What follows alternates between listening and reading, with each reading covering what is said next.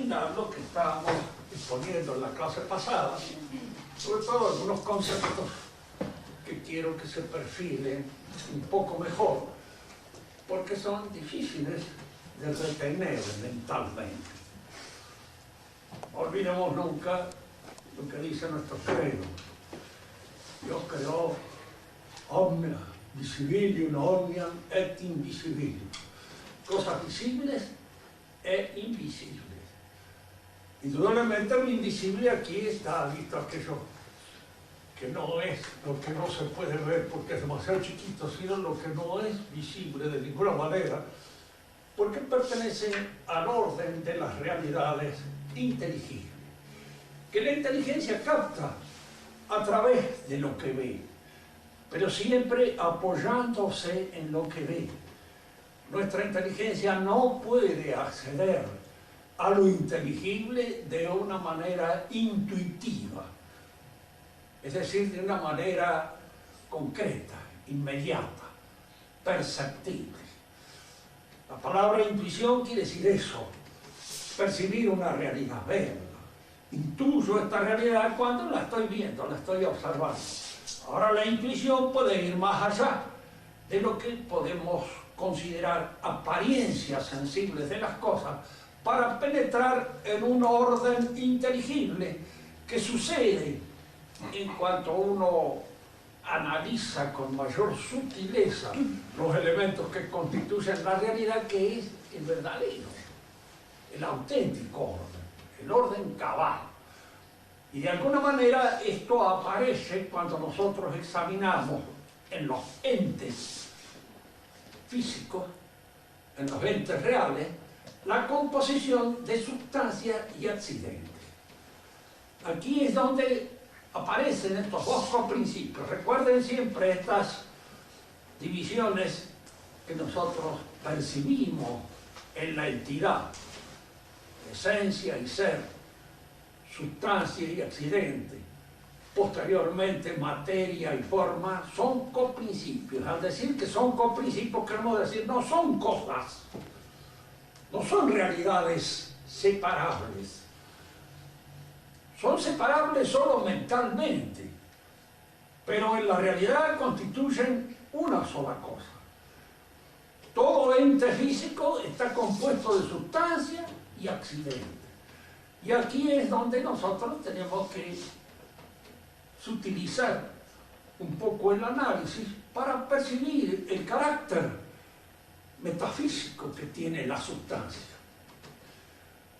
Al decir metafísico quiere decir no es una cosa, es algo que está más allá de la pura visibilidad de las cosas. Es algo que percibe nuestra inteligencia como sosteniendo las cosas que son visibles. En todo ente físico hay una realidad perceptible. Eso que llamamos accidentes. El color, el espesor,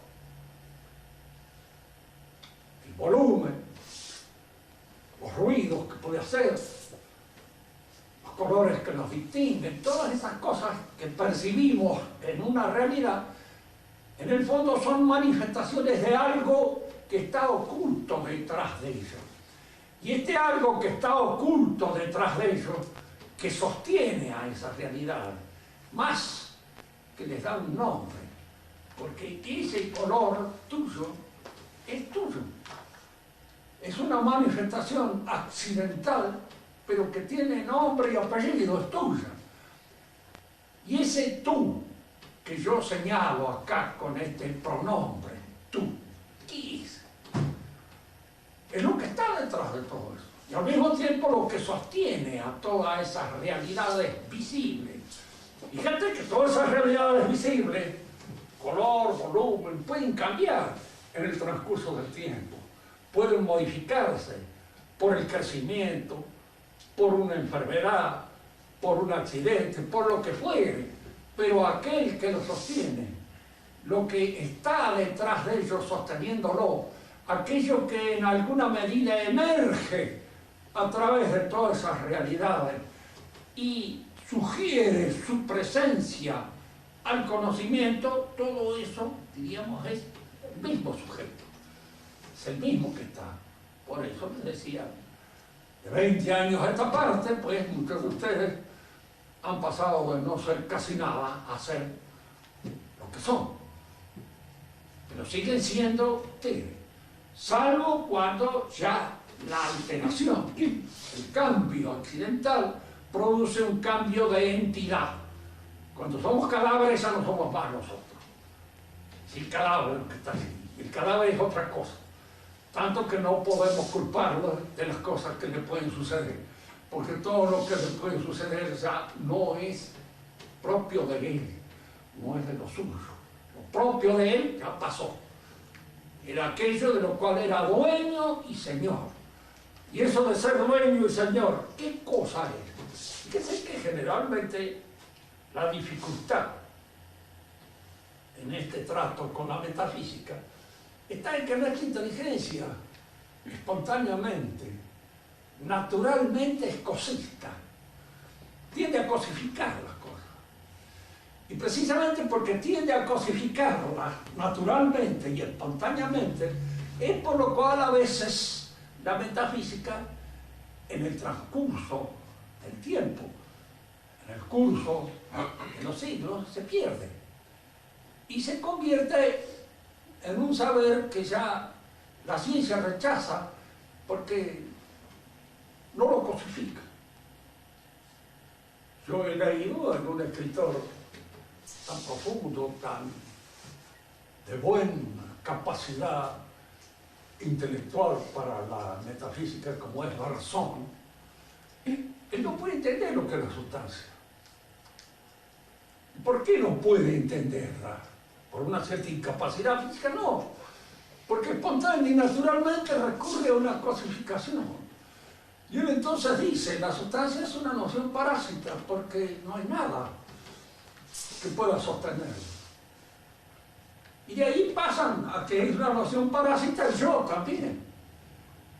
Y nosotros nos encontramos con una psicología de una pura, diríamos así, sucesión fenoménica del yo. Y ese yo que pone la firma al pie, ese yo que somos cada uno de nosotros y que es en alguna manera culpable de la cara que tenemos, sobre todo cuando se llega a cierta edad. Todavía cuando uno es muy joven no es del todo culpable de su gesto, pero cuando uno llega viejo, sí, ya la cara que tiene lo está delatando de alguna manera, es la suya. Porque todo el transcurso del tiempo, la personalidad ha ido reflejándose en la cara. Ha ido de alguna manera poniendo en el rostro, poniendo en los gestos, aquellas cosas que constituyen sus hábitos constantes. Hay cara de dragones, hay cara de envidiosos, hay cara de manchines, hay caras, en fin, cada uno tiene la suya. Siempre decíamos con un amigo mío, en general los latinos revelan de una manera más evidente lo que son. La gente del norte no. Y uno a veces se confunde porque ve esos rostros tan rosaditos, tan lindos, y a veces lo ocultan la cara, ¿no? Que Dios me libre. En cambio, la cara de desgraciado que tiene un latino se les pasa enseguida. No la puede vender. Ya decía Talleyrand que era un gran observador de hombres una vez que observaba a un diplomático austríaco que tenía una cara de imbécil que volteaba. Dice la fortuna que hubiera hecho yo con esa cara. Desgraciadamente tenía una cara de sinvergüenza. Había sido obispo y de todo. Un obispo fue el que hizo los obispos, diríamos así, juramentados de la Revolución Francesa, de manera que fue un obispo apóstata. Luego se casó. La mujer lo dejó en cierta oportunidad, con lo cual debe haber hecho muy bien. Y en una oportunidad en que dijeron que la mujer de él había muerto, dijo, pobre fulano tal, el nuevo amante que tenía, ¿cómo la va a sentir? Él estaba por encima del bien y del mal, pero era dueño de la cara que tenía. Y uno no tiene nada más que observar los buenos retratos que acerca de él hay, para darse cuenta que detrás de esa fisonomía se ocultaba un individuo que indudablemente las tenía. Y de alguna manera tuvo que pagar el delito de haber transportado esa cara durante tanto tiempo como la transportó. Le diré que murió relativamente bien porque se arregló con la iglesia. Hasta el último momento, diríamos, discutió todas las cláusulas de la regla con una minuciosidad de rauda digna de otra situación, pero lo cual indicaba hasta cierto punto la capacidad que tenía, diríamos así, para discriminar en esos asuntos. La sustancia entonces es eso, es algo espiritual. Dice la escolástica que es potencia próxima de acto. Analicemos un poco esto antes de pasar a otra cosa. Lo que está en potencia, por supuesto, es solo percibido por la inteligencia. La capacidad que cada uno de nosotros pueda tener para realizar tal o cual cosa, tal o cual operación, tal o cual transformación, es una actitud que puede reflejarse en sus actos, que puede de alguna manera advertirse en su comportamiento, pero no es perceptible así como es perceptible este libro que está en acto. Lo que está en acto, sí, es lo perceptible. Eso que cada uno de nosotros es ahora es lo que tiene en acto. Y lo que tiene en potencia son todas aquellas disponibilidades, virtualidades que pueden de alguna manera educirse de esa realidad y que algún día pueden aparecer o emerger o desaparecer o corromperse o lo que puede. Pero el acto siempre es algo constatable. Nosotros lo que constatamos al observar un ente físico, un hombre, son sus accidentes. Su color, su tamaño, su espesor, todas aquellas cosas que pueden ser medibles y que constituyen lo que llamamos accidentes del cuerpo. Y los accidentes del espíritu, su inteligencia, su sagacidad, su capacidad de advertir ciertas cosas, de verlas, de observarlas, todos esos son accidentes. Pero la sustancia no es perceptible de la misma manera que son los accidentes. Al color lo veo, el volumen lo aprecio, lo mido, etc. Pero la sustancia no, escapa a todas estas percepciones de tipo sensible, pero es lo que sostiene a todos esos accidentes. Y es lo que le da a todos esos accidentes el nombre y apellido que esos accidentes tienen cuando se trata de un hombre. Y siempre tomamos como ejemplo al hombre porque es el más accesible para todos nosotros y el que podemos observar.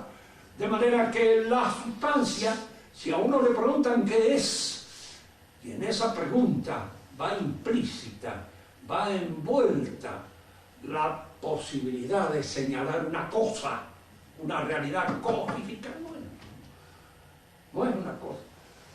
Por eso se dice que es potencia, en la medida en que no aparece actualmente, sino a través de los accidentes.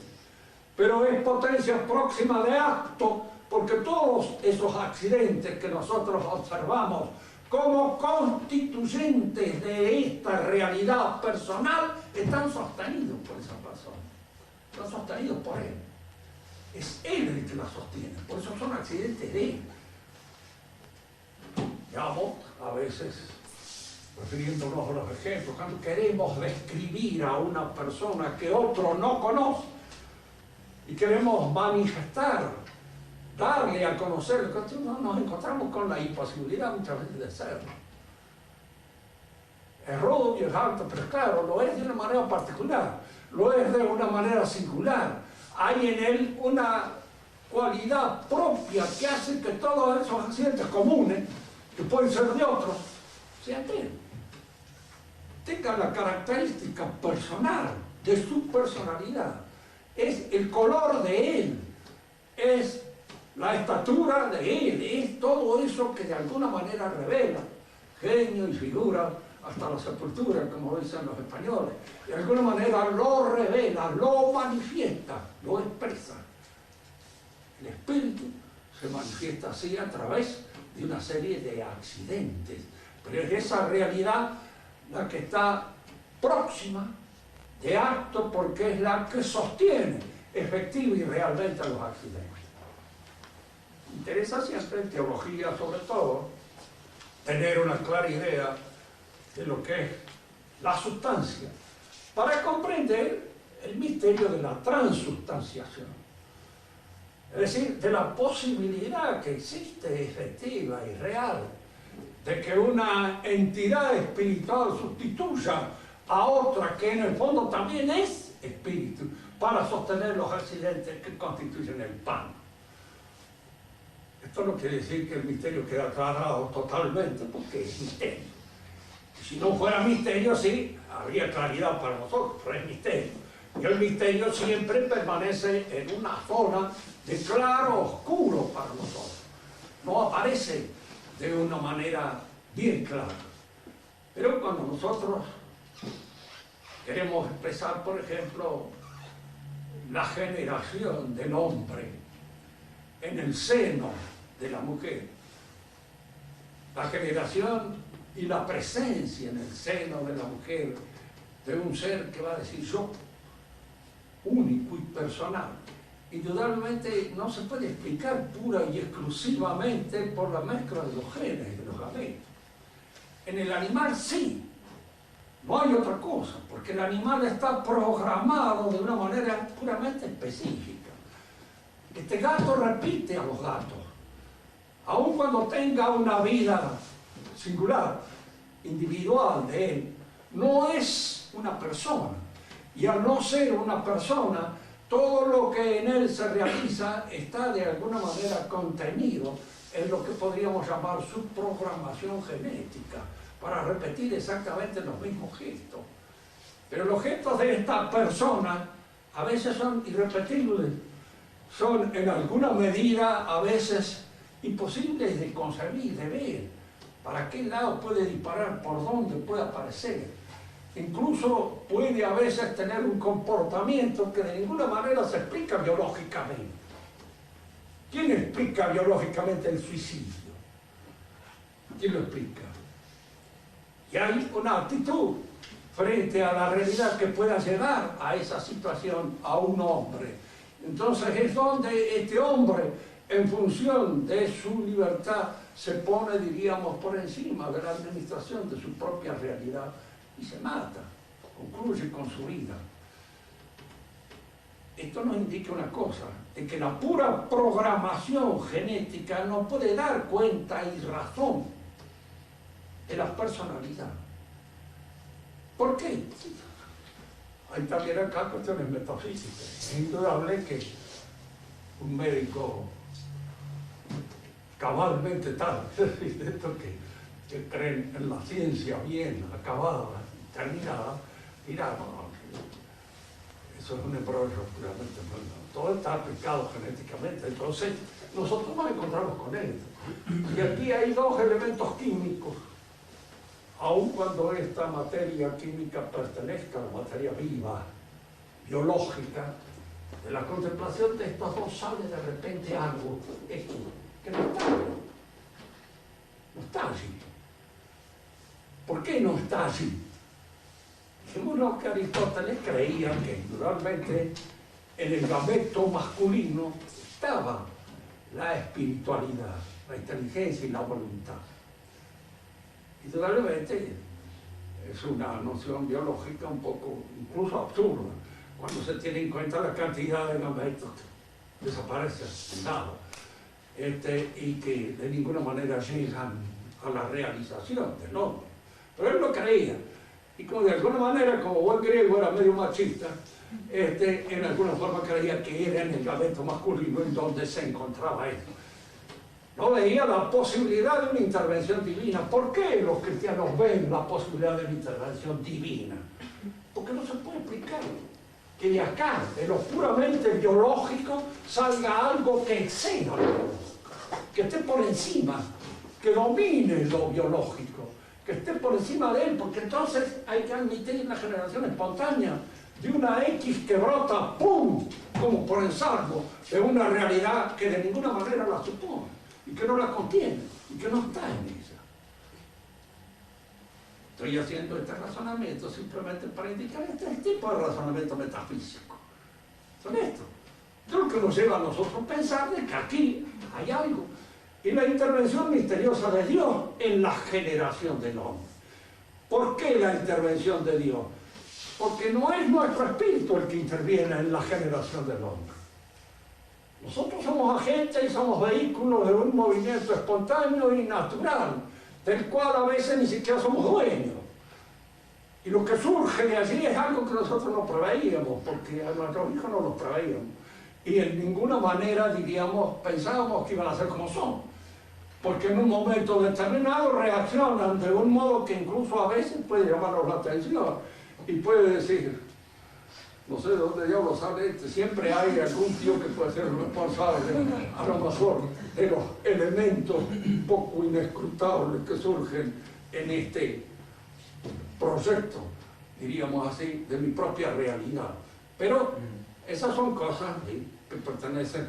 De hecho, nosotros somos perfectamente conscientes de que no es hijo de nuestra espiritualidad, es hijo de la naturaleza, de lo que hay en nosotros, diríamos, de biológico, que no es ni siquiera nuestro, de lo cual somos vehículos simplemente. Entonces, si nuestro espíritu no interviene para la creación de un espíritu que además no lo podría intervenir, no podría hacerlo, tiene que haber algo espiritual que intervenga. Y este algo es Dios, precisamente. Y no otro, porque es el único que puede crear algo y hacerlo, diríamos así, sobre la base del elemento genético que forma lo que podríamos llamar la herencia material que cada uno de nosotros recibe como legado de sus padres. Vamos ahora a analizar esta otra tesis. Preter absoluta accidentia est etiam relativo. Además de los accidentes absolutos, hay otros relativos, dice él. Sive ad aliqui non significi secundum propriam rationem aliqui inerens saepe. Es decir, dice, hay algo que no significa una relación propia con la sustancia. Tomemos ejemplos para que la cosa quede más clara. Hay accidentes que están referidos propiamente hablando a la sustancia. El color, la estatura, el tono de la voz de cada uno de nosotros, su estilo, su modalidad, sus gestos. Todas aquellas cosas son absolutamente accidentes de esta sustancia, que pertenecen a ella. Pero, por ejemplo, la distancia que hay en este momento entre él y yo no es un accidente que nos corresponde propio a nuestra sustancia. Es un accidente que adviene circunstancialmente. Por eso es una relación. Y entra en el terreno amplísimo de esas cosas que se llaman relaciones. Fíjense que hay relaciones que son absolutas en la sustancia. Entre el padre y el hijo hay una relación casi absoluta, que está ligada a la sustancia misma. La relación nuestra con Dios de criatureidad es una relación propia, absoluta de nuestra sustancia. Pero la distancia que tenemos con respecto a otros, aquellas cosas que surgen como elementos arbitrarios de los usos, de las costumbres, etcétera, etcétera, no están ligados absolutamente a nuestra sustancia, sino de una manera puramente circunstancial. Es circunstancial en que nos encontremos nosotros ahora todos aquí reunidos, con una distancia entre cada uno de nosotros que también es circunstancial y arbitrario. Puede modificarse, puede cambiarse, sin que se altere en absoluto nuestra realidad sustancial. Pero hay otras relaciones que sí, que pertenecen propiamente a nuestra sustancia, que son propias de ella, que en alguna manera están ligados a su esencia, su forma, sus cosas. Y estas relaciones son relaciones absolutas de la sustancia y no puramente accidentes que pueden ocurrir y ocurren como cosas externas a la sustancia. Esto es fácil de entender. Fíjense que el mundo de las relaciones es un mundo amplísimo, porque es el mundo que forma parte de una serie de cosas arbitrarias que arbitramos nosotros. En un momento determinado podemos o tener una situación determinada en el orden social que nos permite relacionarnos ocasionalmente con una serie de personas, como jefes, como subordinados, como subalternos, etcétera, etcétera, que son cosas que no corresponden a nuestra esencia, no suceden. Suceden que esas cosas ocurran, pero de ninguna manera están ligadas a nuestra existencia como está ligada, por ejemplo, nuestra relación con Dios, nuestra relación con los padres, nuestra relación con el territorio en que hemos nacido. A propósito de esto, me acuerdo también de una situación a veces un poco jocosa que me ocurrió con unos alumnos. Porque yo le decía, hay relaciones que indudablemente están ligadas a nosotros. Se puede inventar el Día de la Madre o no inventarlo. Puedo estar enojado con mi madre o no enojado, distanciado o separado, pero estoy ligado a ella. Hay un invisible cordón umbilical que me ata para siempre. Soy tu hijo y esto, cualquier cosa que pueda suceder, no lo altera. Así como soy una criatura de Dios, soy hijo de mi padre, soy hijo de mi padre, soy hijo en alguna medida también, casi sustancialmente y en sentido absoluto de esta tierra que nos hay. Porque hemos nacido en ella. Hemos recibido, diríamos así, su influencia. Hemos recibido la influencia de la sociedad a la cual pertenecemos. Y esa dibuja una modalidad, una manera de ser que es inseparable de nosotros mismos.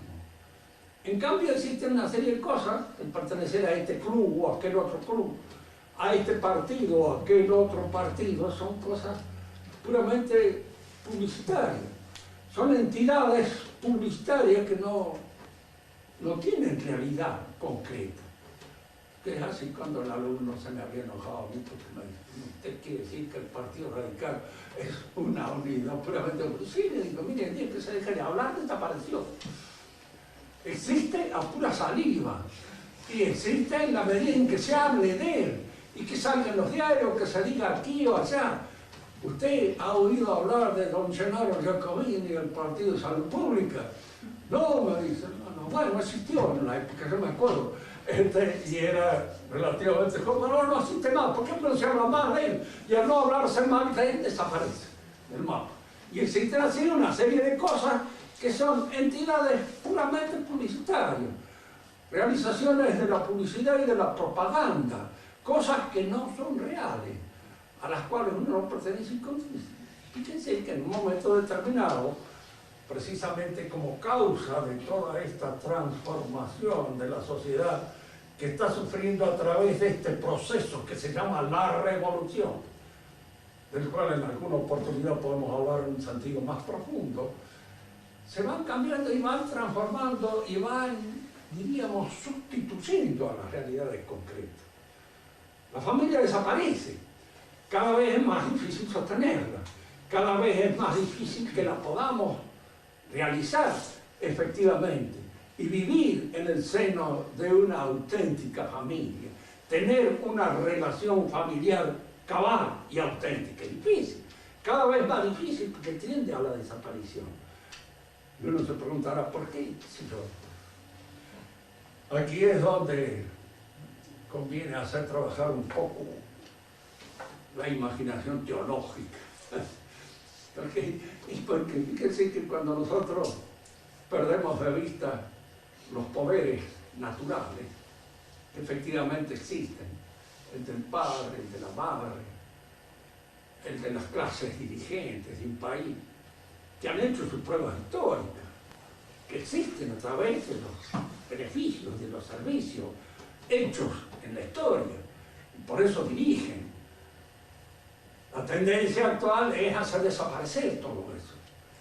La revolución nace, diríamos así, como un propósito determinado, de terminar con la iglesia, con la monarquía, con la nobleza y con todo eso que se llamaba antes el pueblo, que era una organización, diríamos así, jerárquica, de situaciones que los años habían ido creando, procreando, produciendo, estableciendo, efectivamente en un lugar determinado.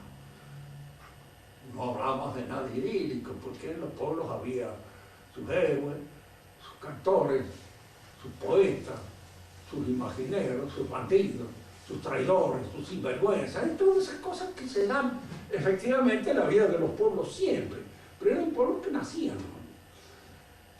¿Cuál es el poder que ha ido sustituyendo a la plata? El poder del dinero es el poder revolucionario por antonomasia. Lo dice el mismo Marx. En alguna vez, porque ahora hay que leerlo a veces sin ser marxista, es mejor. Porque el que es marxista y lo lee como marxista se terminó por todo el viaje, porque entonces se lo traga así, sin clasificarlo, y llega a convertirlo en una suerte de misal al libro de Marx. Pero el que no lo lee con grano sali, y al leerlo con grano sali dice que son las cosas que son efectivamente ciertas. Él habla del poder transformador y revolucionario del dinero. Y el poder del dinero es el que ha hecho, en cierto modo, la revolución y el que ha destruido todas estas otras instituciones que existían antes. Y uno la pregunta es decir, ¿por qué las ha destruido? No se pueden comprar. Y lo que el dinero no puede comprar, lo destruye. Y sigue y sostiene pura y exclusivamente lo que se puede comprar. Fíjense que se pueden comprar los curas. Y creo que en un momento determinado ya están casi todos ellos comprados de algún modo por el dinero internacional. Pero no se puede comprar la iglesia, las verdades de fe. Eso es lo que no se puede comprar. Se puede comprar un título nobiliario, pero no la nobleza cabalmente tal, que es algo que pertenece al patrimonio mismo del alma de cada uno de las personas. A los pueblos se los destruye burguesándolos y convirtiéndolos en burgueses resentidos y en burgueses que aspiran al plato del león cuando tienen las lentejas puras y nada más que del pesebre socialista, y esperan de eso todo lo que será. En esta sociedad, donde ya no existe nada más que el poder del dinero, el poder del dinero crea a su vez una oligarquía plebiscitaria de estos que recogen votos. Son los políticos que podríamos llamar profesionales. ¿Y qué son los políticos? El martes, el que recoge votos. Yo he conocido 2 o 3 que recogen votos en el barrio. Tienen 50, 60, 90 votos, en fin, lo que sea. El que recoge un poco más allá del barrio, el que recoge en la provincia, el que recoge en la nación. Y cada uno de estos constituyen esa oligarquía sufragista que está sostenida por la propaganda, sostenida por la publicidad, y la publicidad está sostenida por el dinero que la hace posible, que la sostiene. Aquí nosotros nos encontramos con un poder que se expresa fundamentalmente a través del dinero. Un amigo mío, el padre Biestro, precisamente había escrito una cosa muy interesante sobre el dinero. Muy interesante, linda, así, porque él lo veía como un sacramento del infierno. En este sentido, que el sacramento es aquello que de alguna manera produce efectiva y eficazmente la gracia. Y el dinero produce un poder. Y un poder que sustituye los poderes naturales y por ende va sustituyendo poco a poco los poderes que dependen en su ejercicio del poder divino. Y lo sustituye el poder del infierno, que gobierna. Nosotros en eso estamos de acuerdo, precisamente con el mismo Marx, en el sentido de decir, la gran revolución nace de la finanza, pero Marx no ve que ahí quedan. Y no va más allá, porque de alguna manera son ellas y sigue siendo este poder el que de algún modo se suma y reemplaza a todos los poderes que son naturales y que dependen, diríamos, como accidentes de la realidad humana. Digamos una cosa más sobre esto. La sociedad es un accidente. Es un accidente propio del hombre. ¿Qué entendemos por accidente propio para distinguirlo del accidente común? Accidente propio es aquel que está exigido por el desenvolvimiento o el desarrollo de la naturaleza humana. La razón humana es una razón dialógica. ¿Qué queremos decir con dialógica? Que no se desarrolla sola, en sí misma. Logra su desarrollo cuando se inserta en un orden social. La familia, los padres, la madre, luego todas las instituciones que de alguna manera van acrecentando el haber de sus conocimientos a través de este diálogo fecundo, permanente, constante que se realiza con los otros. Y esto se hace a través del idioma, porque es el idioma que heredamos, el que en alguna manera aquel que permite el desarrollo de nuestra inteligencia. Fíjense la importancia que tiene el idioma, y la importancia que hay que darle, y la importancia que hoy no se le da con el objeto precisamente de destruirlo, y de crear este pensamiento uniforme, este pensamiento imbécil, que es el que se está creando en la sociedad actual a través de los medios de comunicación, de la televisión, a través, diríamos así, de todos estos medios de comunicación social. Antes el hombre antiguo, el único elemento que tenía a veces al salir era en la parroquia el párroco, que hablaba cosas que podían ser ingenuas, que podían ser unas homilías que no pasaban de una cierta mediocridad, pero decía la palabra de Dios. Y de alguna manera la mayor parte de la gente se, diríamos, aceptaba el influjo de esta palabra, que como ya hemos dicho, es Dios mismo. De manera que estaba en contacto con algo grave. Yo me acuerdo haber leído en la historia de Israel que los niños israelitas aprendían a leer en los cantos de David, en los salmos. Nosotros aprendemos a leer en libros que están escritos para monos apenas más o menos un poco avanzados, con temor de que el chico no vaya a entrar de entrada, diríamos así, en lo que es más profundo, más completo de su raza. Los griegos aprendían en la Ilíada y en la Odisea, ahí aprendían a leer. Y los judíos en la Biblia, es decir, los israelitas.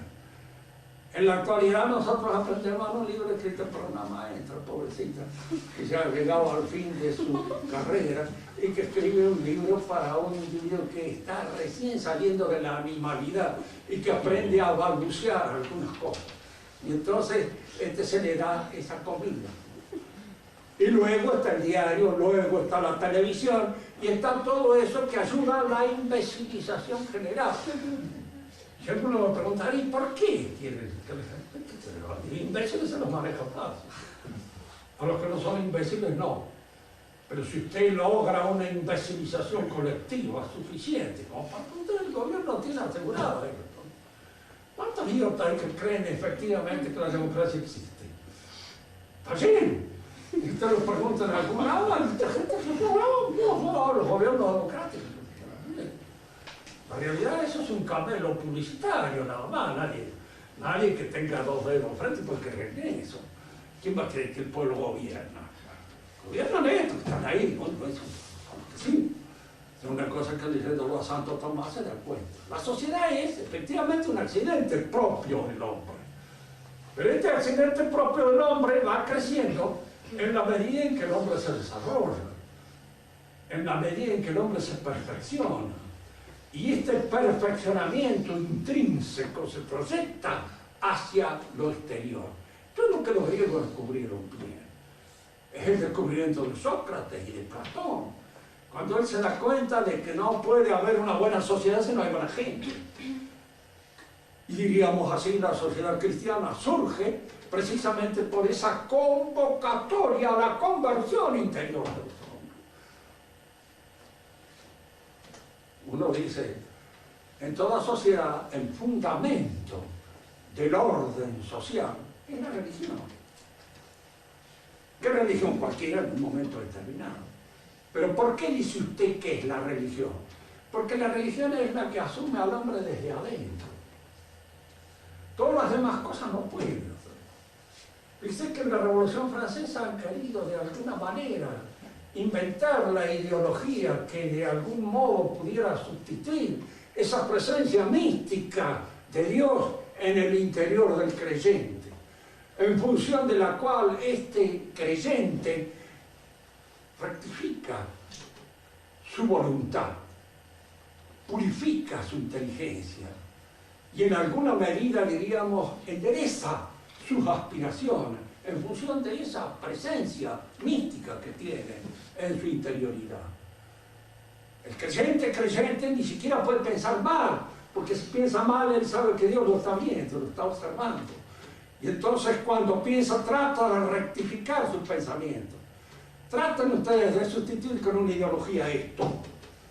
¿Cuál es la ideología que nos pone en el interior de nosotros aquí en Alfonsín, Amén, frente al cual nosotros tenemos de alguna manera que responder de la rectitud del pensamiento y de la rectitud de nuestras apetencias voluntarias o de todas nuestras apetencias? No. Y si en una sociedad no aparece eso que desde la interioridad rectifica los apetitos y les da a los apetitos su orden, les da a los apetitos su perfección, no hay sociedad posible.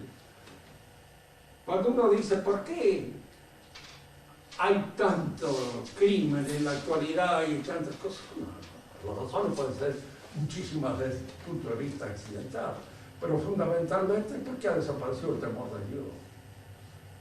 No se teme nada a Dios porque Dios no existe. Y cuando Dios no existe, insisto, cada uno hace lo que se le da la gana. Y al decir que cada uno hace lo que se le da la gana, es decir, que cada uno chapa donde puede y lo que puede. Y en la medida en que el vigilante no intervenga allí, yo puedo hacerlo. Y todavía está esto otro, que es una vieja adagio latino. ¿Y quién cuida a los vigilantes? Porque fíjense que si los vigilantes no tienen contención interior, ¿qué contención reciben? ¿Y qué les impide en un momento determinado aprovecharse de su situación de vigilante para hacer cualquier otra cosa que sea delictiva, si eso le conviene y si eso le viene bien para él? Es muy difícil en una sociedad que no tenga esta contención intrínseca. La tienen a través de la religión. Como siempre hemos dicho, la religión, si viene de Dios, es una. No puede haber varias. Y si es un producto humano, no es religión. En cuanto lo descubrimos, se acabó. ¿Por qué? Porque el creyente es aquel que cree que aquello que cree viene de Dios. Si no, no cree en nada. Está convencido de que es una invención del hombre, como es el arte o como es cualquier otra cosa que depende de la realización o de la productividad humana. Entonces, nada, no es algo que incite a mi adhesión completa. Una poca cosa. Y la religión es eso, es la presencia de Dios en el orden social. Presencia, diríamos, accidental también, porque la gracia es un accidente. El más importante de los accidentes. Decía mi viejo maestro, niño de Anquí. Muy importante, sí, ponía los ojos así,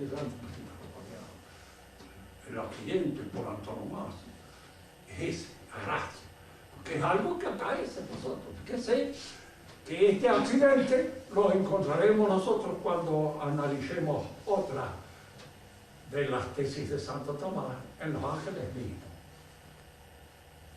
El ángel no tiene materia y forma, pero tiene sustancia y accidente. Y el accidente a veces es esta, la gracia o la gracia. Cuando alguien me pregunta, el diablo es un tipo inteligente, sí. Debe conocer bien lo que es Dios. No lo conoce bien. ¿Por qué? Porque, como dijo Dante, ha perdido el bien del intelecto. Ha perdido el bien del intelecto. Conoce muy bien todos los laberintos que conducen a la caída. Conoce muy bien todo aquello que de alguna manera pertenece a la canallería habitual, ¿no? Eso sí, son caminos que recorre perfectamente bien. Algunos de ustedes, los que tienen más experiencia, pienso en los abogados que tienen experiencia y que se han encontrado muchas veces con delincuentes. Pero muchos de ellos son individuos que tienen una gran percepción de la bajeza humana y que saben explotarla, pero de una manera muy bien ubicada. Lo que no entienden es el santo, se los desconcierta. Una actitud decente es como en una mujer. Si ustedes, que son chicas bonitas, digan caen cerca donde hay algunas atorrantes, verán que las atorrantes no entienden por qué no son atorrantes. No lo entienden. Y de alguna manera dirán que se hizo medio loca. Tiene una serie de ideas rarísimas con respecto, diríamos, lo que constituye el mal. Porque el mal es, claro, un laberinto. Y en este laberinto hay que tener una cierta agudeza para guiarse en él. Y esta es la agudeza y la capacidad propia de los demonios, de conocer bien los laberintos del alma que llevan al infierno y que llevan a la bajeza. Pero no conoce bien lo que está arriba. No lo conoce bien. Porque ha perdido este bien del interior. Si no lo hubiera perdido, no estaría bien. Y si lo estuviera bien, estaría todavía en gracia. Pero ha perdido, y al perder la gracia, este accidente por antonomasia ha caído precisamente en esa derelición que constituye el descenso a la bajeza. Pero la bajeza, ¿cómo se viene? ¿Qué capacidad tiene? Es lo que podríamos llamar acá la apología del mayordomo camandulero. Es el que sabe muy bien cuáles son los laberintos, diríamos así, de la camándula. Ahora se dice, bueno, eso que estos tienen para la camándula debemos nosotros tenerlos para las cosas que llevan hacia arriba. ¿Quieren hacer alguna pregunta?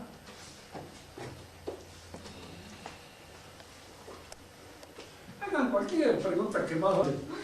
La sustancia no es lo mismo que el alma. ¿La qué? La sustancia, ¿no es lo mismo que el alma? Bueno, algo hay, pero no es exactamente lo mismo. El alma es la forma del hombre. Y la sustancia es algo que sostiene todos los accidentes del hombre. Aquellos que pertenecen al alma y aquellos que pertenecen al cuerpo. Por ejemplo, el color de tu cabello no tiene nada que ver con tu alma, o muy poco. Pero tiene algo que ver, diríamos, con tu herencia genética y con lo que es corporal tuyo. Y entonces, eso está sostenido por la sustancia. No es esencialmente por el alma. Ahora, el alma está en la sustancia, por supuesto. Es un elemento constitutivo de la sustancialidad. Pero no es lo mismo, no es exactamente lo mismo. Ya cuando hablemos de materia y forma, vamos a referirnos precisamente al alma como forma.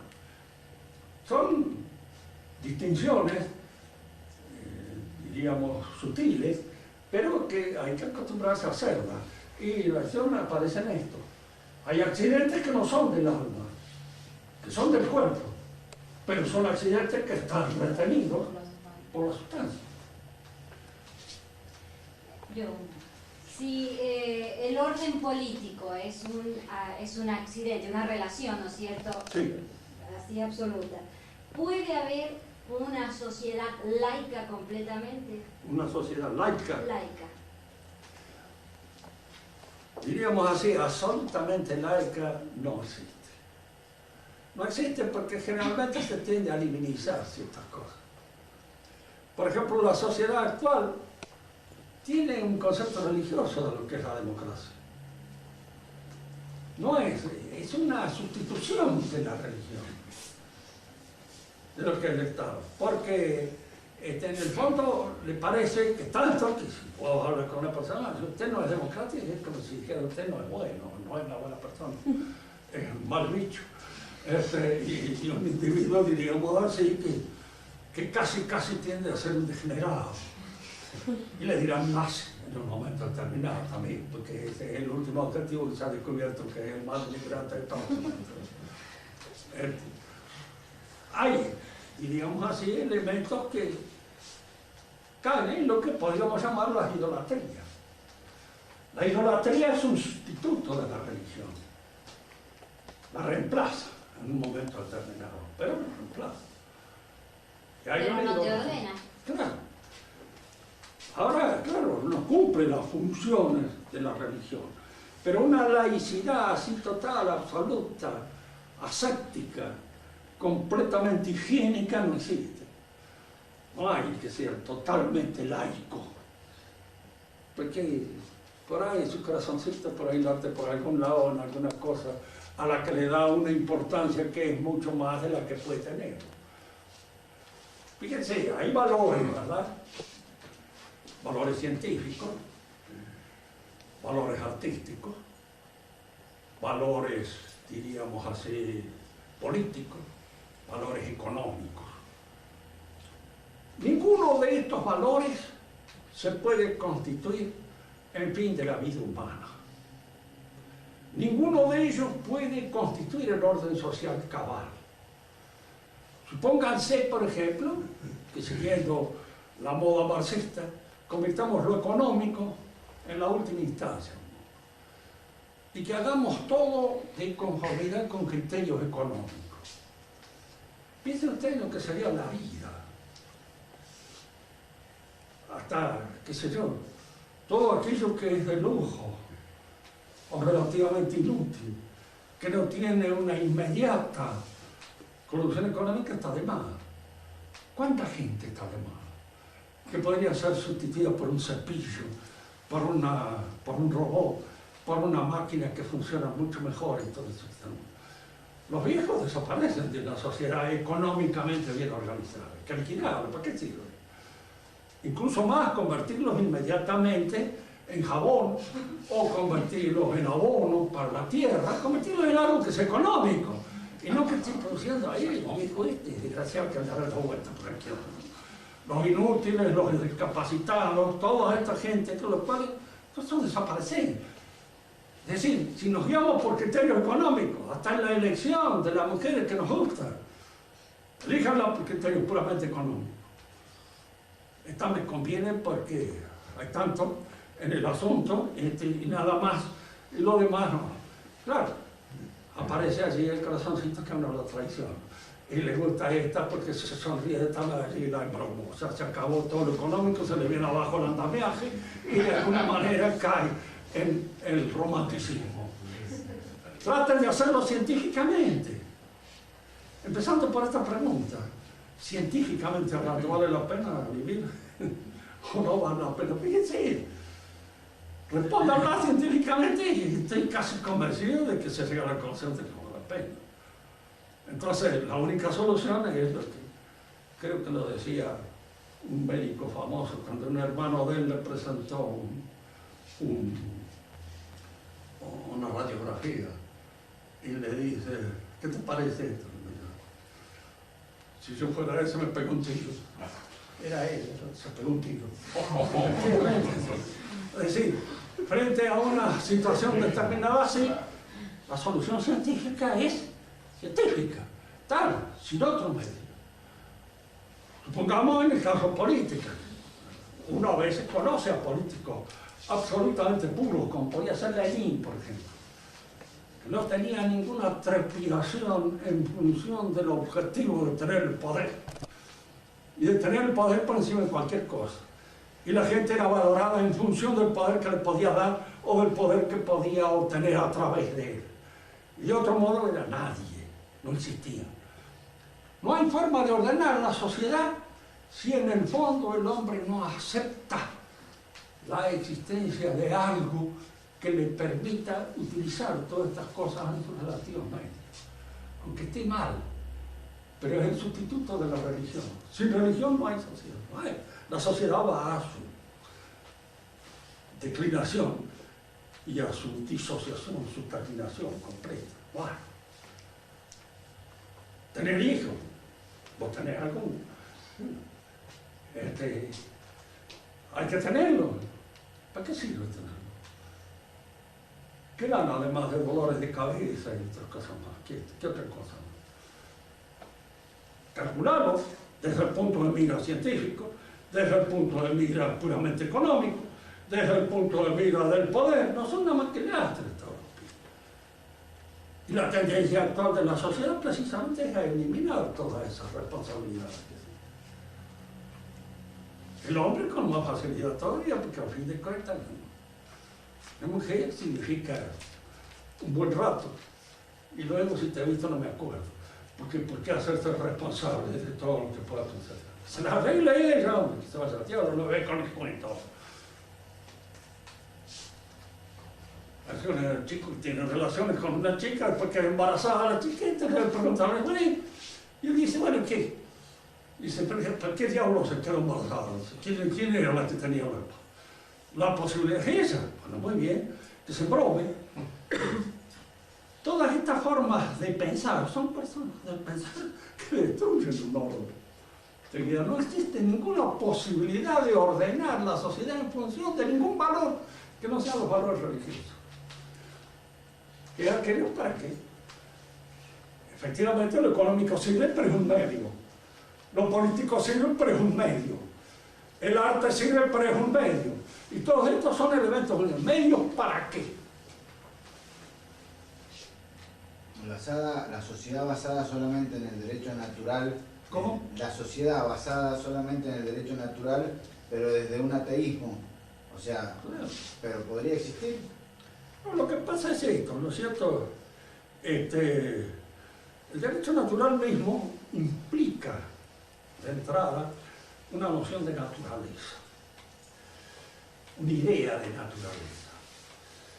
Y para poder analizar o examinar bien, con claridad, diríamos, los elementos que pueden constituir el derecho natural, hay que empezar por definir bien qué es la naturaleza, ¿no? Y qué es lo que constituye su naturaleza. Fíjese que esta es una cosa que nosotros a veces nos creemos que estamos de acuerdo, no es así. Hay hombres que creen que lo natural en el hombre es comer como un animal, por ejemplo.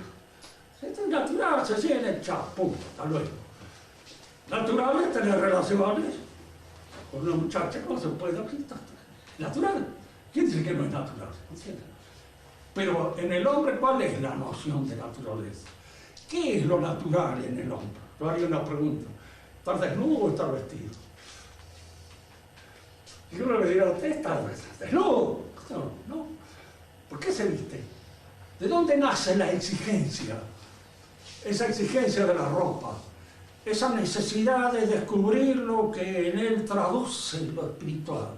El rostro, las manos. Y descubrir lo que pertenece a su intimidad. ¿De dónde surge esa necesidad? De su naturaleza espiritual, que también es naturaleza y es espíritu. ¿Por qué el hombre no come así pura y simplemente con un acto, diríamos, fisiológico de llenar la panza y chao? ¿Por qué no hace el amor así de la misma manera? Porque todas esas cosas exigen una serie de elementos espirituales que nacen de la naturaleza espiritual del hombre, de su naturaleza social, espiritual y religiosa. Y ahí nace. Y entonces eso es natural. Entonces, lógicamente, cuando nosotros examinamos la noción de naturaleza, diríamos, en una perspectiva más completa, más honda, más cabal, el derecho que se deduce de esa naturaleza tiene que tomar, diríamos, su forma y su acuerdo con las exigencias de esa naturaleza. Por eso, incluso cuando se habla de derecho natural, no es que estemos de acuerdo todos, porque va a depender de la idea de naturaleza en cada uno se habla. Y la idea de naturaleza se ha derrumbado, como se han derrumbado todas las ideas fundamentales del mundo, diríamos, que había forjado el cristianismo. Pero Pues otra vez me habías hecho esa pregunta, ¿no es cierto? Cómo las palabras se cambian. Y las palabras cambian, el idioma se echa a perder, en función de las preferencias valorativas de la época en que te toca vivir. Vivimos una época impregnada de economicismo, dirigida por lo económico, casi fundamentalmente. Siempre hay defensa frente a esto, pero esencialmente, desde el punto de vista del conglomerado social, lo económico es lo fundamental. Y entonces el lenguaje también va, de alguna manera, cediendo a esta instigación de lo económico, que lo deforma, lo destruye en todo aquello que el lenguaje tiene, diríamos, de perfectivo y ascensional hacia Dios. La palabra autoridad para la mayor parte de los chicos es una palabra sustitutiva de gobierno, autoritario. Y la palabra autoridad en buen castellano quiere decir inteligencia de las cosas.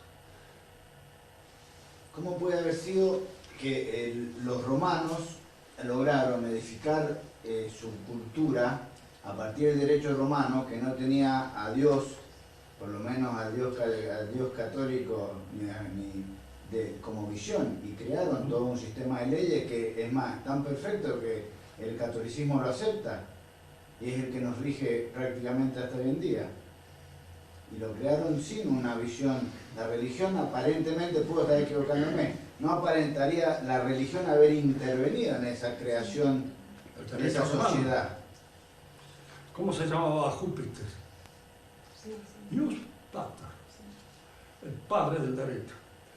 Diríamos que en la primera hay hasta en el nombramiento de Dios mismo, entre los romanos, está la referencia del derecho a la organización religiosa de la sociedad. Oh, sí. Los romanos eran muy religiosos, además de hecho, siempre tendían a la Pax Deorum, paz de los dioses. Y están en el nombre de Dios, Dios Pater, Júpiter, es decir, Dios del derecho. Y eso ya había, ¿no? Entonces, claro, todo el derecho romano está impregnado de eso. Y no hablo de las cosas sociales. En Roma, por ejemplo, el hombre solitario, el Cels Meridemon, que hoy no existía, no se llamaba nada. Había que tener familia. Y si no era la familia de uno se ascribía a otra familia. Tanto que llegaron a ser cosas graciosas, porque durante un tiempo las familias viejas, patricias, eran las que comandaban Roma, pero posteriormente los plebeyos ganaron posiciones y adquirieron más dinero. Entonces un aristócrata que quería hacer carrera en la política se hacía plebeyo, como Julio César. Se hizo adoptar por un tío de él, Mario, que era precisamente el Perón de aquella época, fue el jefe de las masas. Y él, para heredar la posibilidad, diríamos así, de heredar toda esa afluencia electoral de Mario, se hizo adoptar por Mario. Pero no, todo estaba inscrito, y la familia era una inscripción religiosa, porque la familia era una entidad religiosa, fundamental.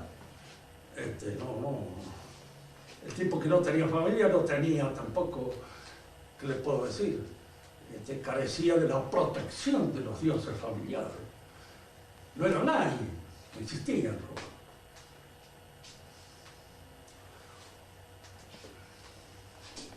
Precisamente cuando se habla del padre de Ulises, que tenía una esclava muy linda, dice. Y había muerto la señora, pero por respecto al recuerdo de la señora nunca tuvo relaciones con su esclava. Es una delicadeza que uno se alegra. Pero que los paganos tuvieran esto, ¿sí? Pues que sí. Lo mismo, ahí lo dice. Tanto que a mí me llamaba la atención cuando leía estas cosas y decía, la pucha, digo, parece que hay delicadezas que existían antes del cristianismo mismo, y estaban adscritas, diríamos, a las costumbres y a la moralidad de cierta gente. Se daba.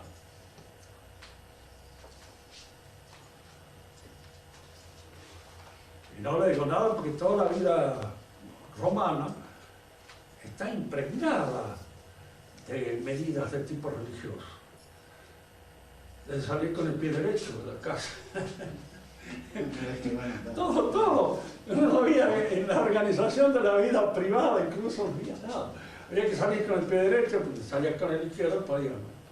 Y había cosas, actitudes supersticiosas, pero que indicaban esa suprema vigilancia que tenían los dioses sobre todos los actos del hombre. No lo dejaban. Y hay cosas que no se podían hacer, porque los dioses las prohibían. ¿No? Está todo impregnado eso. Una sociedad laica es moderna relativamente, y como ideal más que nada, se está apuntando hacia allá, ahí sí vamos. Así vamos. Bueno,